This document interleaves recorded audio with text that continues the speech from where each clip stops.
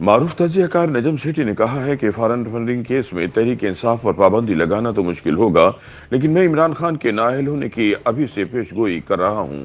उन्होंने कहा कि 6 हफ्तों में बड़ी गेम सामने आने वाली है और ये वाज़ेह हो जाएगा कि हुकूमत रहेगी या नहीं और अगला आर्मी चीफ कौन होगा। नया दौर टीवी के प्रोग्राम खबर से आगे में बात करते हुए उनका कहना था कि तहरीक इंसाफ को कलअदम करार देना मुझे मुश्किल लगता है, लेकिन जहां तक बात इमरान खान के ऊपर लगने वाले इल्जामात की है तो इल्जामात संगीन हैं और इनके खिलाफ मजबूत केस है। उनका कहना था कि इमरान खान की जानिब से सुप्रीम कोर्ट में पिटीशन डालने के बाद नवाज शरीफ को नाअहल करने में भी 8 माह का अरसा लग गया था, ताहम फिर इन्हें अपना सऊदी अकामा छुपाने की बुनियाद पर नाअहल कर दिया गया था।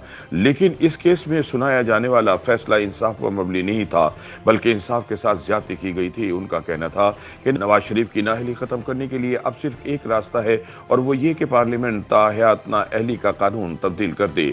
नजम सेठी ने याद दिलाया कि पानामा केस को बुनियाद बनाकर इमरान खान की जानिब से सुप्रीम कोर्ट में दरख्वास्त दायर करने के बाद तब के वजीर आज़म नवाज शरीफ को 8 महीनों में डिसक्वालीफाई कर दिया गया था। लेकिन दूसरी जानिब इंसाफ का दोहरा मयार देखिए कि इमरान खान के खिलाफ फॉरेन फंडिंग केस के इल्जामात पर इलेक्शन कमीशन में दायर करदा केस का फैसला आने में 8 बरस लग गए।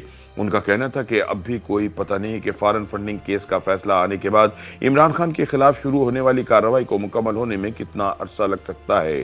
ताहम हुकूमत ने न सिर्फ तहरीक इंसाफ को कलअदम करार दिलवाने के लिए सुप्रीम कोर्ट में रेफरेंस दायर करने का फैसला किया है, बल्कि इमरान खान को नाअहल करवाने के लिए भी इलेक्शन कमीशन से रुजू कर लिया गया है। याद रहे कि इससे पहले नवाज शरीफ के अलावा जहांगीर तरीन और फैसल वावड़ा भी हकाइक छुपाने की बिना पर नाअहल करार दे दिए जा चुके हैं। इसलिए इमरान खान के मामले में कोई मुख्तलिफ फैसला आना बहुत मुश्किल नजर आता है।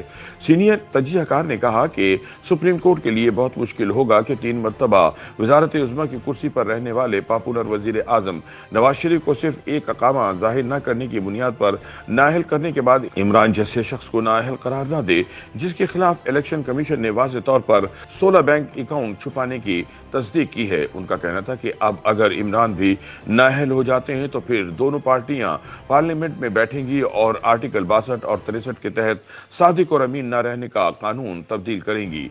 उनका कहना था कि सादिक और अमीन वाला कानून फौजी डिक्टेटर मुशर्रफ ने 2002 में अपने सियासी अज़ाइम की तकमील के लिए बनाया था और इसे ख़त्म करना ज़रूरी है। सेठी का कहना था कि मैं पेशगोई कर रहा हूं कि इमरान खान इसी कानून की बुनियाद पर नाअहल होगा, लिहाजा तमाम जमातें बैठें और इस कानून को तब्दील करें ताकि नवाज शरीफ की ताहयात नाअहली का भी खात्मा हो सके। ज़िमनी इलेक्शन पर बात करते हुए उनका कहना था कि इमरान खान ने कौमी असम्बली के 9 हलकों से इलेक्शन लड़ने का फैसला किया है। इसका मतलब है कि अब इन्हें अपनी पार्टी और लोगों पर एतमाद नहीं रहा। उनका ख्याल है कि वो उड़ जाएंगे। ताहम उनका कहना था कि देखना यह है कि इमरान खान इलेक्शन लड़ पाते हैं या इससे पहले ही नाअहल करार पाते हैं।